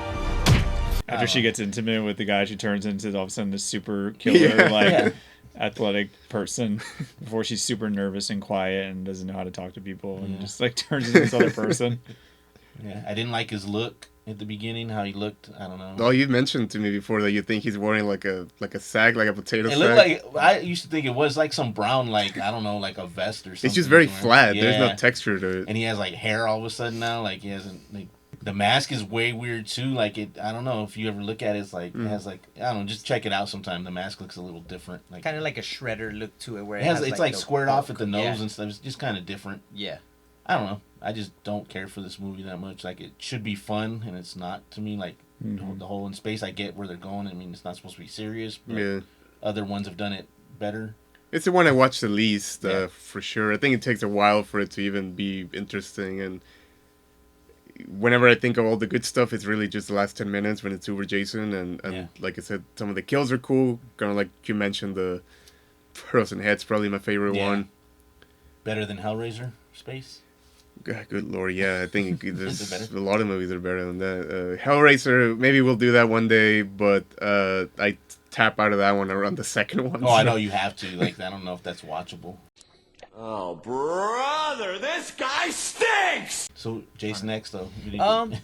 I mean, to me, it looked like he was like somebody drew him in a comic book and then brought it to fruition. Like, it was like he was, got these big bulging, like, sections on his head. The mask, like you said, it wasn't like that's very, like, oval. And these were like sections, like, kind of like drawn in, like almost like that's what it felt like to me.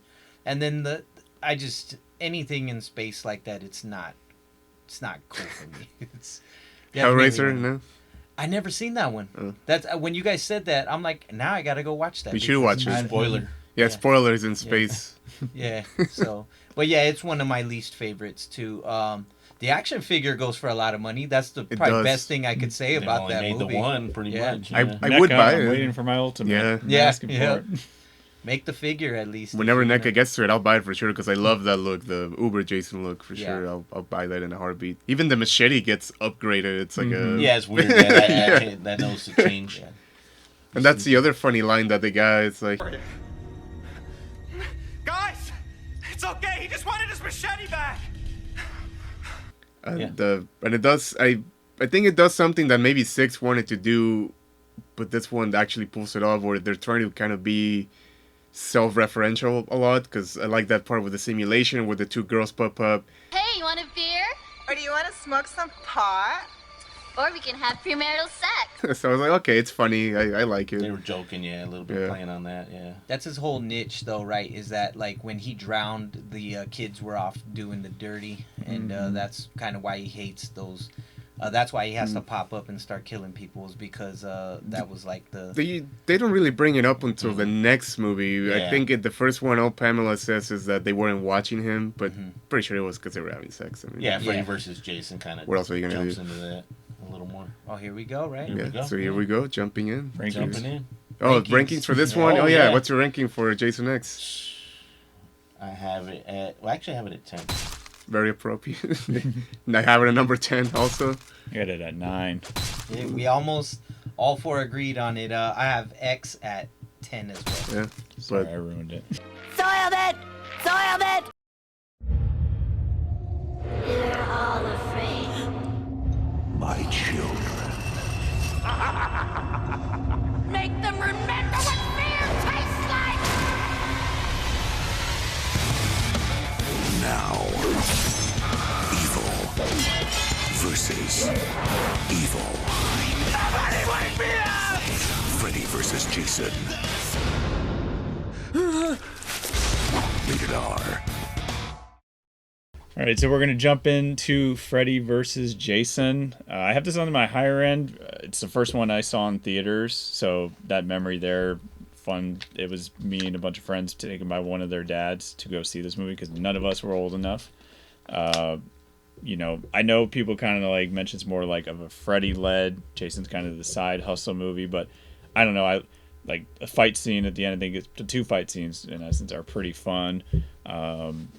It's more modern, which obviously being 2003 makes sense. So, but yeah, I don't know. I love the soundtrack. It's got like a lot of like bands I was into at that time frame.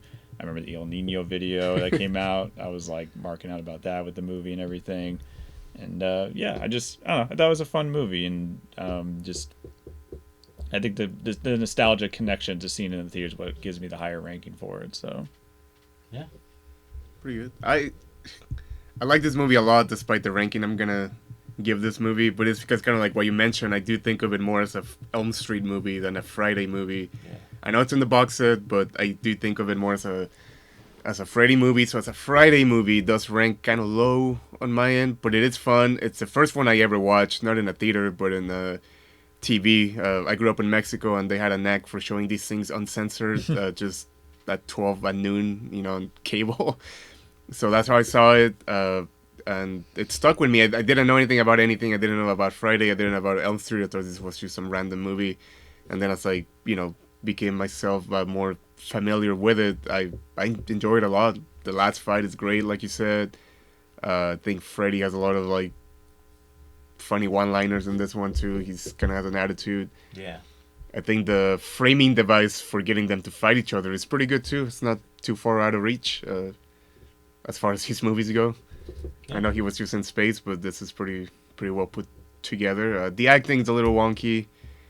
The lead actress, she has a couple line deliveries, and I'm like, you know. Oh, yeah. He has taken everything from us. He has ruined both of our pasts. And I am not leaving until I see him die. It had that early 2000s feel. That's what it was. Like you said, the soundtrack it kind of felt like was what great. horror movies were going in that direction around that time. Oh, the soundtrack's fantastic. The jokes, like, I don't know, I always struggle with the guy in the van, and he's like, that goalie was pissed. Yeah. Like, I remember hearing everybody laughing in the theater at that bit, and the whole stoner jokes and stuff. Yeah. Oh, the stoner, that's my favorite kill, mostly because he has my favorite line when he first shows up right behind them. Why don't you go find yourself a pig to fuck? Yeah. It's the funniest thing to me. You know, I'm like, man. Yeah. And then he kills them both. But I do like the look of Jason in that one. He's big and hulking. And Frankenstein shoes. The shoes are a little weird, but yeah, he's big like he should be. Like you said, I feel like it's a Nightmare on Elm Street movie, but again, you said it's in the box set, so now I'm accepting it. As, you gotta rank it. Yeah. How they came up with the idea for them to fight, like what's going on. Same thing, this one is New Line, but I guess they didn't need an intro. Like, so I'm assuming Jason X happened way after all this stuff because he's dead, so he died. Oh, so Freddy brought him back from hell. Works. That's what I'm saying. I'll take that. I'll say that something happened with the timeline. Definitely, because it doesn't follow after that one, of course, because that was way in the future. So it might take place after Jason goes to hell, and then Freddy helps him.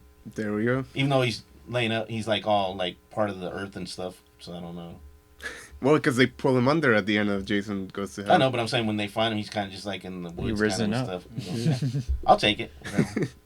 But yeah, it was cool. Good kills. The dude gets folded. He gets folded. That's a good one. Good one. But like you said, a lot of early 2000s stuff with the stoners and.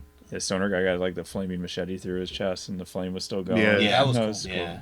Even the guy that he just flips the head, it's Yeah. like a quick little like whoa. That's like my whole favorite, I don't know, scene in general. I think just because he's just going around just hacking everybody. Like he hacks the guy and it accidentally hits the keg, and the guy like The gets spraying spray blood, yeah. everywhere. Like I don't know, that's just a great scene overall, I think. Well, he has to hit the cake so it can put his fire out. That's what he did. He did it on purpose. Yeah, he did it on purpose. Yeah, good kills. I thought it was good. I anticipated this movie for a long time. It took a long time for it to come out. Yeah. The fight scene, I think, well, the build up, you know, they were like, oh, when he's killing everybody, and then they kind of like bring on the new challenger per se. I thought that was really cool. This one's ranked pretty decent on my list too. And then I'm into like the whole crossover stuff. Okay. I just enjoy those things. Yeah. And New Line Cinema, to me, I think Nightmare on Elm Street is like their big money generator. So of course to have Freddy, you know, versus Jason, it's like watching boxing and then having like the two title, you know. They even had like a weigh-in, no? Like in like a Yeah. like an event where they're like facing each other. Yeah. See, that's cool. Could you please step backstage here behind it? Mr. Kruger? Mr. Voorhees, please. Back here, please. You're slow. You're stupid. And you're all washed up. Freddy Krueger, 174 3/4 pounds. Freddy Krueger. Jason Voorhees, 275 pounds. Who did you guys think was gonna win? Like, did you guys have an expectation of who you wanted to win or expect to win? I think out of the two, I like Freddy. Sorry, I know Yeah. this is a Friday video, but Yeah, so that's why Freddy. they made the movie. What about you? I mean, yeah, I would probably lean on Jason just because I guess it's really hard because you think the magical side that Freddy carries by doing everything in the nightmares versus Jason that like the whole they bring Freddy in is he can reanimate, or he doesn't have to be. Freddy can stab him 100 times, but then they kind of do make Jason somehow start to bleed out and everything, so maybe he isn't completely immortal. So that was kind of questionable, that part, but I was leaning on hoping to Jason that would just take the W. Yeah, I felt like Jason had the upper hand, because when you think about it, Freddy's from your dreams, and that's kind of where he exists. They had to pull him out of that, so he becomes vulnerable. Jason technically lost when they're fighting in the nightmare world. Right. Freddy was mopping the floor with him. Easy, but that's his realm. Yeah. So when they brought him out of the the dream world or dream realm, then I think Jason had all the advantage. I figured it'd be a draw because none of them died. Well, They can't kill them. They can't. They clear winner. Yeah. Technically, Jason got the W, I would say. He walked. He's on the a last technicality. one standing. He won by points. Yeah, but they were doing more of the he's afraid of water thing in this one. They kind of did Which, that. and then Freddy's afraid of fire. I'm like, in what movie? Because he's what movie? 'Cause he should have been afraid the whole time because he got burnt. Hey, he sleeps in a boiler room. They burn him alive, so he should be afraid of fire, but not just now all of a sudden. Where does this one rank on your... This one ranks, what did I have it? Number 8. Okay. I think because, like I said, I feel like it's more of a Freddy movie. It's 11 for mine, just because it's not really a Friday movie, and if I'm ranking Friday movies, it's going to be at the bottom. But I do like it a lot, so don't be fooled. Yeah, I got it 4th. Like I said, just because of the nostalgia factor. And I can always watch this movie. I never think it's a bad watch. Yeah, same for me. It was 6, so it's right in the middle. Okay, it's it could go either way. So it's not bad, and I do like it. So 6. I like it a lot. I like the little music cue at the beginning too, where it's a Friday whisper. Whisper, and then they morph into the Nightmare on Elm Street song. It's a pretty cool little musical cue.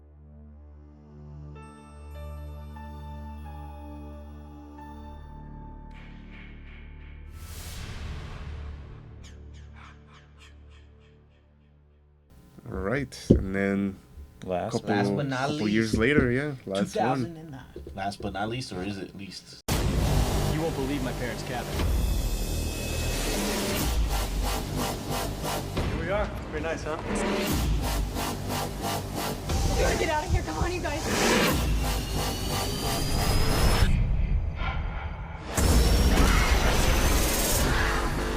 This place is called Camp Crystal Lake. Oh my God.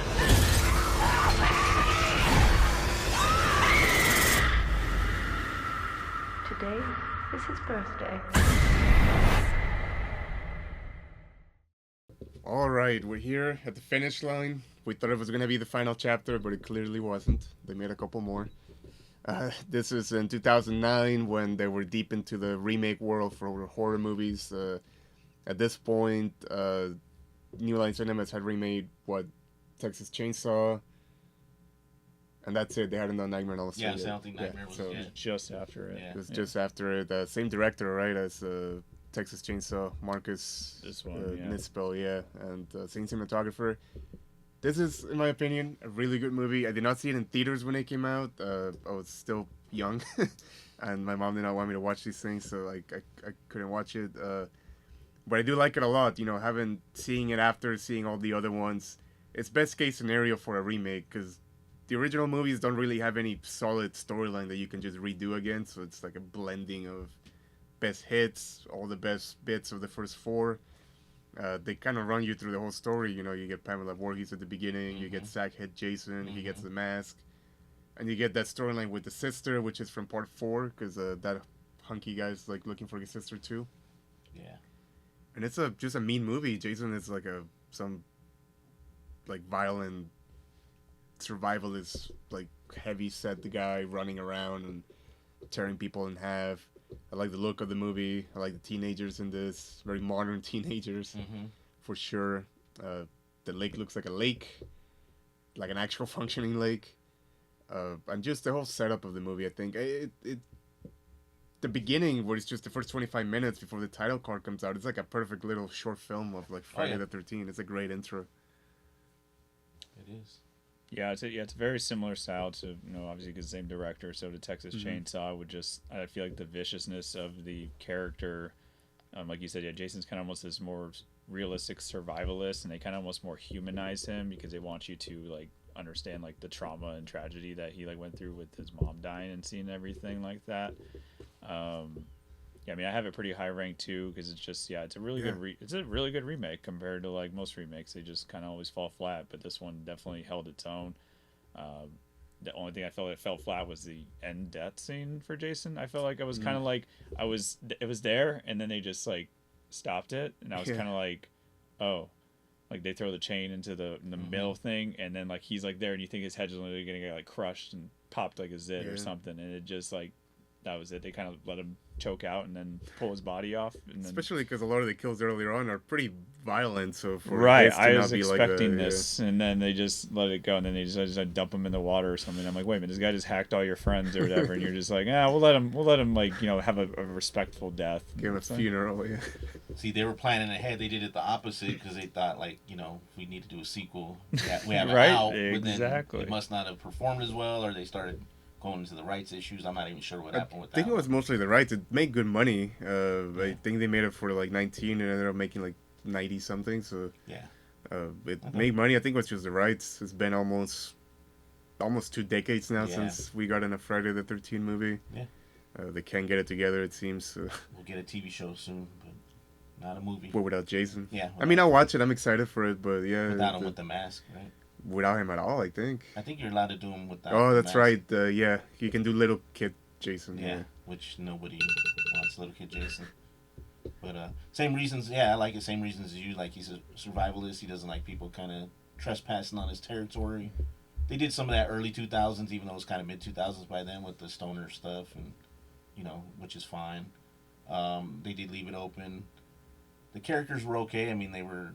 You had the douchebag guy like you always have to have, and the dude looking for a sister. Like you said, they did roll a lot of stuff into one. I do like how they threw the Pamela Voorhees in early just to kind of give I love the way that looks. Yeah, I you wish, didn't need like a whole backstory on it either. I almost wish it would have made that a movie though, with the way it looked in black and white with Pamela Voorhees and the rain. I thought I would take a movie out of that. Yeah, and that's my theory of like you don't really need the first movie to make these other ones, but. Good for a remake, like you said. Like I didn't watch it at the movies because when I first saw it, I was like, they're gonna ruin it. But then when I watched it, like, I was like, oh, they did a pretty good job. So yeah, it's good. We all have it pretty high ranked, I think. I think my favorite kill from that one might be the sleeping bag kill, where he hangs her above the fire. It's messed up. You know, can't say it's fun, but it's a good kill. That first 25 minutes, like you said, is pretty intense, and those are some of the better kills, like, for the movie. The rest are kind of basic stabbing, throwing some axes, you know. Yeah. Does he jump through a window on that one? That one I can't remember. I know he throws an axe in the back of that dude's back. Yeah. He does. I don't think he jumps through a window. No window jumping on that one. Man, that's interesting. If he don't jump through a window on that one, I would be shocked. I don't think he does. Yeah. Well, there's that scene where the cop is knocking at the door and he jumps from above, lands right behind him, but I don't know if he jumps through a window. I don't think he does. He probably opened the window and slid right there. I like the homage at the beginning. That was like a really cool run through of like all the previous looks. You know, do you guys like Sackhead like more than the mask as far as when the look was back then? Because I think he just kind of developed that look over time, and I think that's the definitive look that we all like. But I kind of liked when he was just wearing the bag on his head. Yeah, that was fine. I think it's a scary look for him. Was, for sure. yeah. I thought it was a little bit more like you don't. It just looked scarier to me. I think when he got the hockey mask, I think he just became more of an iconic look to it. You know. Yeah. So that was really cool. Am I mistaken, or was the Texas Chainsaw remake, wasn't that in 3D? No, that was one of the sequels. Oh, okay. Okay. So I did see the. I saw the 3D one in theater, but I do recall when the remake came out for that, and I was pretty excited about that. But I think I preferred the Jason one more than the. But of all those remakes, it's definitely the most solid one, I think. Yeah, definitely solid. Yeah. True to what it was, and yeah, they didn't try to do too much with it and like overthink it. Like I think they just went straight to the point. Like they gave you enough at the beginning, and then you knew what you were getting into after that. So. Yeah, and I ranked this one pretty good too because it was definitely good to see it back, and like and it was a lot better than a lot of the other ones that we had to endure. So it was like somebody came up with some good ideas and then just put it in a nice cohesive little basket. Yeah, I do like the whole scene where he like stabs the douche boyfriend with the machete, and then like there's the old man with the tow truck, and he just like takes him and drops his corpse right on. Well, he's still alive actually. He drops him right onto the back of the tow truck. The old man's like trying to start it, and Jason's just standing there watching him. Probably gets it going, just drives away, and the guy's just sitting there impaled with it. Like I think he even looks back, like yeah, what it's like happened? you might want to dump that body out, man. You might be associated with that. So they do some good ones, yeah. The dude, when he shoots the dude with the arrow in the boat. Oh, yeah. And then his girlfriend, he's like... Owen Wilson, sticks her through the head and then lifts her up. Just drops and sinks. That is a good one, too. Because they had to show, you had to get the... Oh, yeah, you gotta. Yeah, you gotta stay true to the... It's probably the most sexed up one out of all of them. It is, yeah. Which, it's true to the it's surprising, series. So, hey... No, but yeah, good movie. Where does this one fall for you? 5. 5. 5 for me, too. I'm 5. And I broke we almost had it all 4 again, but this is ranked number 8 on mine. Okay, yeah, that's close enough. Yeah, but it was around the mid range. It's funny too. Something we didn't mention as we were talking about him, but like the first 5 have this annoying tendency of like showing you the last 10 minutes of the movie that came right before. Oh yeah, like a recap. Like, good lord, yeah. Like the second one starts out with 15 minutes of the first one. I'm like, come on. Yeah. That is, yeah. I don't know if it's to kill time. 15 minutes of not having to think of a new story. And I think it was part 7 that shows you clips from all of them up to that point. Yeah, it does. But it's not like 15 minutes. It goes pretty. It's pretty quick, but I'm like, come on. Like I know what I just watched. Like, it's kind of like Silent Night, Deadly Night too. No, there's nothing on that level. Nothing. No, that's a straight up. It's the whole first movie. That's the whole movie. Yeah. Sorry, not to get off track. Oh, we'll do those around Christmas probably. Yeah. But yeah, no. So number 5, everybody except you. Number 8, good remake. Sadly, haven't seen one since then. Who knows when we'll get one. I'm excited for the show, but I do want to see my boy, back on the big screen. Yeah, the backstory will be interesting, but I think it'll get old pretty quick. You definitely need to bring back either Sackhead or And it's the meat and bones, and slashers are hot right now. The Scream movies made a ton of money.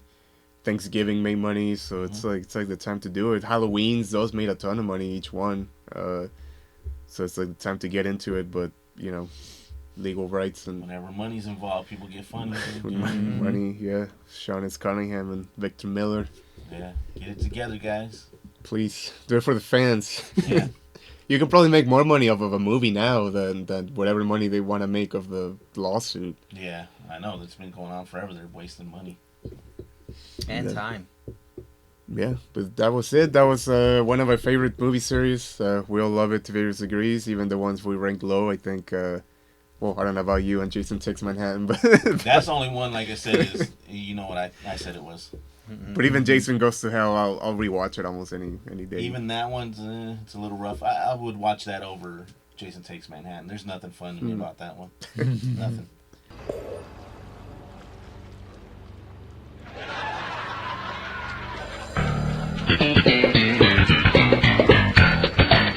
Absolutely. Well, you ranked your killers, didn't you? I did, yeah. Go ahead, give us a list. Cool. Yes, I just kind of threw it in as an added bonus, but out of the 3 killers in the franchise, of course, number 1 was Jason, number 2 was good old Pamela, and 3rd was Jason's boy Roy. So... Roy didn't get no love. Roy. No love. You know what? I'm gonna put Roy on my number 1. He's a passionate. It's kind of the same storyline as her. He's a passionate father. Yeah. Father figure, in the movie. Okay. And then you had another interesting kind of like ranking question. Yeah, so we're discussing like what was your favorite like Jason death scene, even though he's not technically dead in most of these movies. Like I guess what would be a memorable like, or I guess good way that he got killed or attempted to be killed. Mm-hmm. I mean, mine, I know you weren't really a big fan, but I did think the toxic wasting, which is, I just thought it was cool looking. Like, the death, like, yeah, like you said, the idea and concept, like, oh, we're jumping toxic waste down this tunnel every night. Like, that, every night that really midnight, makes sense. Yeah. But, like, his face just melting and everything like that. And then close second would be the 2009 one, but they didn't execute it, so that's why I got second. Yeah. So, yeah. For me, it would be part 4, where he gets that machete to the side of the face, falls down, and he's just sliding down the great effects by Tom Savini, and it definitely looks like something that would kill him, but that would be my number 1. Mine is when he gets hung out of the barn, and I mean, I was like, oh yeah, if he was alive, like at that point, then he's definitely dead after that. Yeah. So I would go with that one too, because it's my favorite, but since he picked it, I will say when they get him with the boat blade. And oh yeah, that was a good one. You see like too. the pieces all like floating up. The chunks. Part 6, right? Yeah. Yeah. That was a good one. Yeah, that was it was fine. Yeah. But I would have picked the hanging one because technically he didn't die. He was like suspended. But yeah, that was it. If you're watching this, it should be Friday the 13th, June 13th. Gonna try to get this out on time. So if you're watching this on this day and it's early on, make sure you come out to Monster Market as well. We're gonna be there. We can talk more about this stuff. We can talk about Jason Voorhees, not... you can talk about me, too. We can talk about him, too. We can talk about both of them. And, yeah, so come hang out. Go see what's up. We're going to have some cool stuff there. Yeah, thanks for checking out. If you want us to do more content like this, definitely like and subscribe. We will definitely be doing more of this just because it's fun. Yeah. So. Let us know if there's any franchises that you want us to take on. We'll do any of them, really. Even Silent Transformers. Yeah. Even Silent Night, Deadly Night. We'll do that. I might have to sit the Transformers one. I'll do Transformers. Michael Bay, my boy.